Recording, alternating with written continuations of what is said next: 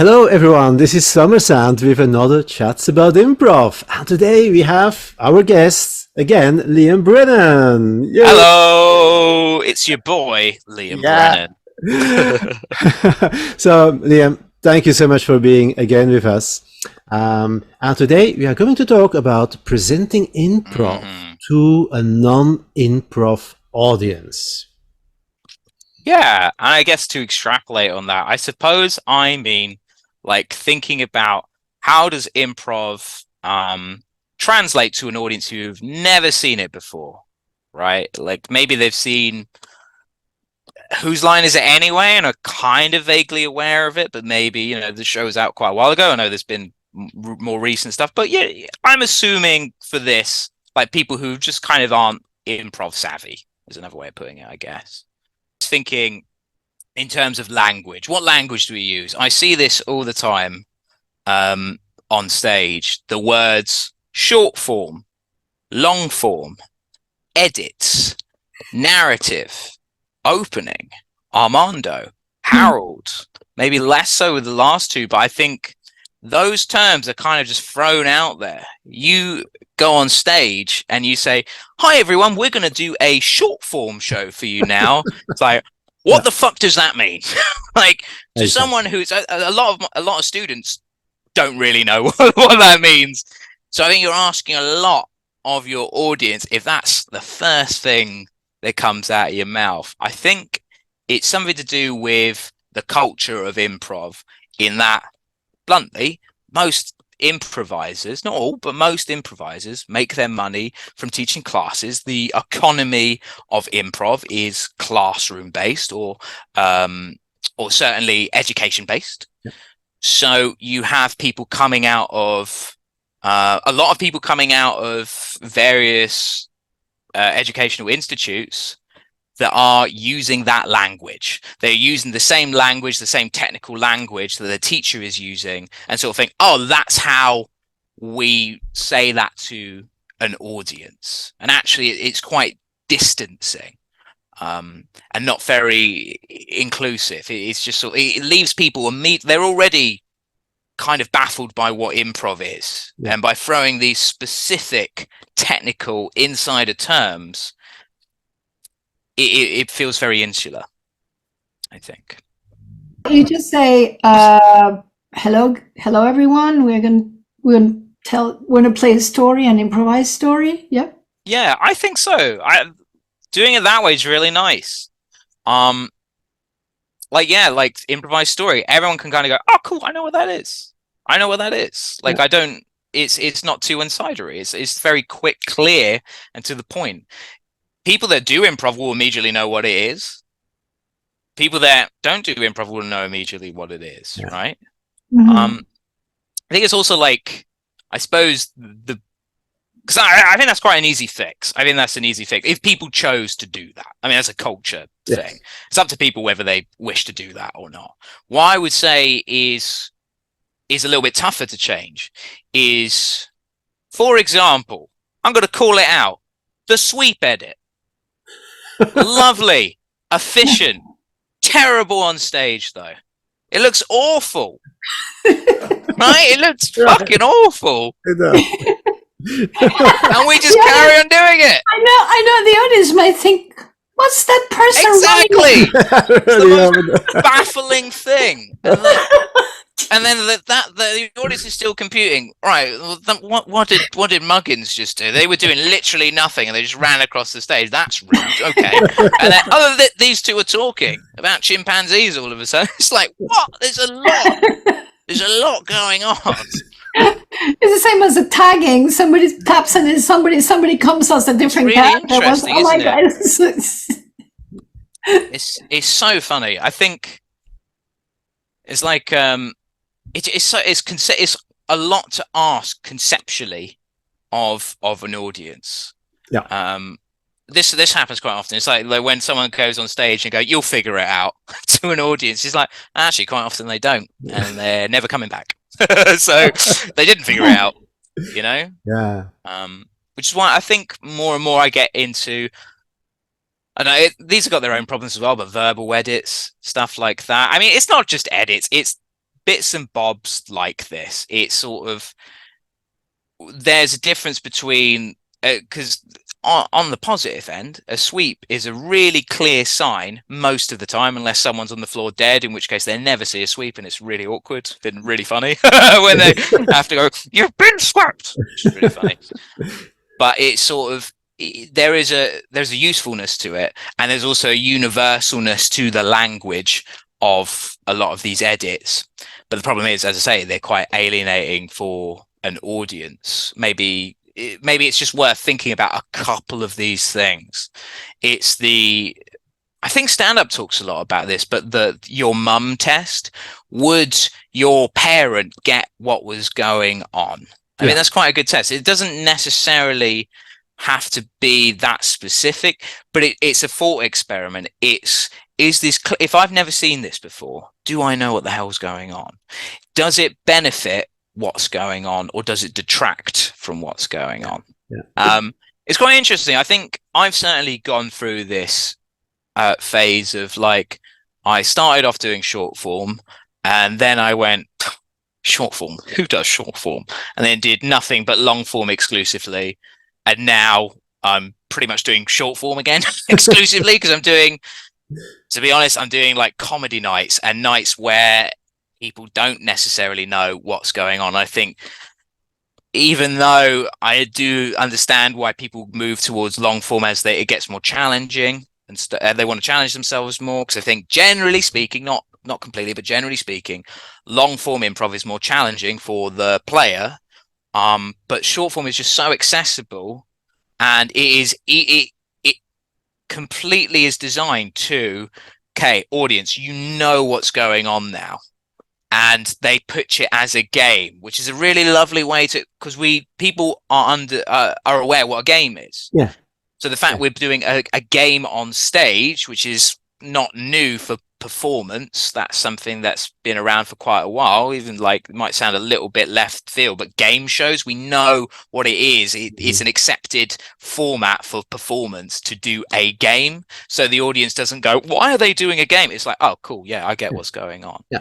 And I think it's just so easy, and you kind of get to break in and out of character as well, like without too much problems. But on the other hand, Liam, for example, you say, okay, maybe long form is a little bit more difficult for the audiences. Nevertheless, if we talk about television series, for example, the soap operas are, they keep chapter after chapter, like the audience is like, I want to know more about it, because you get immersed in the characters, in their emotions, the relationships, and that's not something that you can develop very quickly on a short form. So how would you compare one to the other in that sense, in relation to having a captive audience? Well said, Maggie. That's why you're the top improv interviewer. Putting me to rights. And I think that's a really good point. So I suppose to shore up what I was saying, I think when you think of it from a basic perspective, it's much easier to just to wheel out a short form show. I don't mean that as a diss, but I do really mean that. It's easier to play that, especially if you're a newer performer, or it takes a lot less groundwork and legwork, basically, to make a short form show work. However, to your point, I think many of the biggest shows are, as I said, like soap operas, or quite often a narrative. This is the improvised version of this genre or this franchise, for example. And actually, that's a really easy way to package to an audience what's going on, essentially. And then all you have to do is sort of think, how do we cut backwards and forwards? We had a show once called, I love this show as well, it was a Halloween special. It was called Zombies. We had 20 improvisers on stage, not on stage at the same time, but in the show. And we'd do a bunch of 2- and 3-person scenes. And we'd see, it was a bit like an elongated Harold, essentially. And then after every scene, a zombie would come from off stage, kill one of the people. So that was our sweep edit. And it made sense because, oh yeah, if a zombie comes on, kills someone, that's the end of the scene. It was brilliant. We'd have that person go off stage. A makeup artist would. It was such a cool show. Would do the zombies' makeup. So every sweep edit, quote unquote, zombie edit became bigger and bigger and bigger. And an audience isn't going, why is that person running across the stage? It all makes sense. It's like a soap opera. It's all relationship based. People want to know what's happening next. I hope my favorite character doesn't die. I hope that couple gets together. And it's just a couple of little tweaks that take a little bit of creativity, sitting down and thinking what's relevant to the show we're making. Then an audience will go, cool, I accept that, essentially. Does that answer your question? Yeah. Of course, as long as you have something to how do you call it, like a sequence of events, then even if they're short form events, they're building up some kind of a chain of events. Yeah, of course. Yeah, beautifully put. I think it's like, 'cause this is satisfying to an audience, and an audience has a certain expectation. It's quite interesting, like during a montage, it's like I've started like doing like montages and sort of describing them as improvised sketch shows, because an audience will go, oh cool, I get what that is. Whereas a montage of scenes on its own, even with just not saying that, feels a little bit, this is abstract theatre, even though for most improvisers that's kind of bread and butter, obvious, doing a montage. But as soon as you just put a little thing on it, it feels a lot more, it's a lot easier to get. So I like Scenes from a Hat. It's one of the shows I do, is Scenes from a Hat show. We just call it the improvised sketch show. And the come forward and read it out a piece of paper to start the new scene is really easy for an audience to get. And I'm not even saying like intelligent audience members will still look at like shows and sort of go, what the hell is going on? It's just kind of thinking out, how do we string a show together? Yes. Yeah. Is there anything else you want to add to this subject? Yeah. I don't think so. I think it is just a case of like just do your mum test. Kind of, it's like, is it clear what's going on? Is it clear the reasons why we're doing it? And ultimately it'll get people coming back to your shows. I think it's different every time, is a little bit over exaggerated in how much that is a selling point. There's got to be other stuff. And I think if it feels like a show, I think that's the distinction. It feels less like a improv thing and more like a show thing. And that's no shade on improv, but it's like, we are doing a show. So think about all of the elements, not just the scene work. It's what else comes together from the very beginning when you introduce yourself to the audience, to even just bows, and even like the way you string scenes together. If you get all that, it makes such a huge difference. It takes a little bit more work in rehearsal and a little bit of direction, I think. But I've been so lucky to work with some amazing people who've done a lot of that hard work for me quite often, and it's just made shows that I think about all the time. And it's just a couple of simple shifts from taking the skills we already have as improvisers, but just giving it just a little bit of packaging for an audience, I think. Sure. But on that subject, okay, packaging it for an audience, yeah?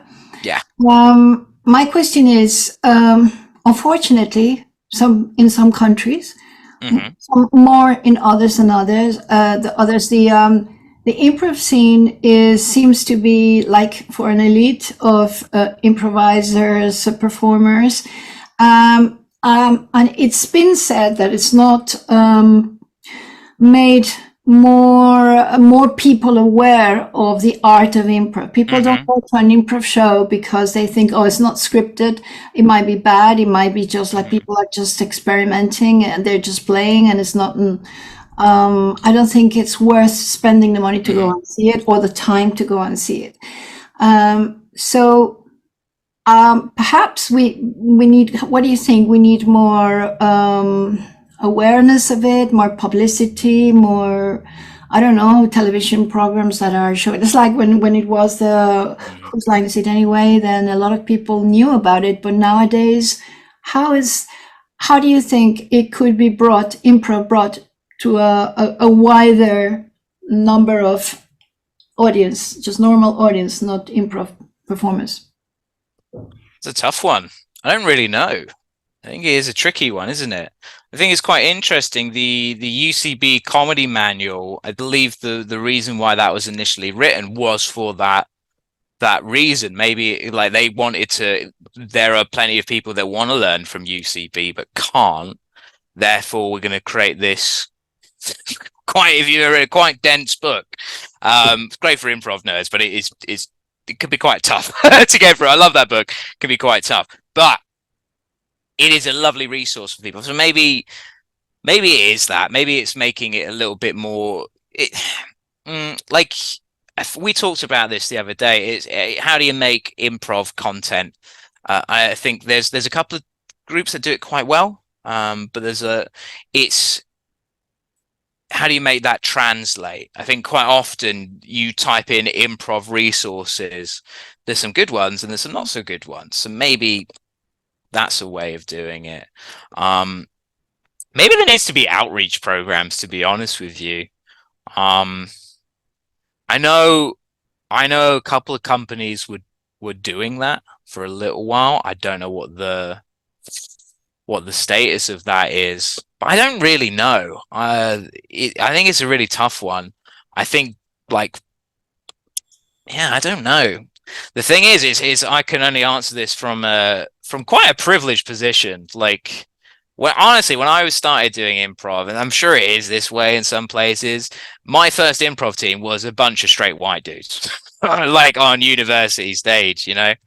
So I don't. It's kind of up to kind of checking your privilege a little bit, like for people like me, and sort of trying to get more stuff out there, I suppose. But Maggie, fuck if I know, to be honest. Maybe get some grants from Arts Council and that kind of thing that can put some money in sponsoring more publicity or, something like that. Yeah. I think there's something to that. I think it's the way you present. I guess this has kind of been the theme, the way you present improv. You look at, I was going to say not to throw any shade, but I'm going to throw a little bit of shade. You look at improv TEDx talks, they're not great. They're a little bit kumbaya, clappy, happy.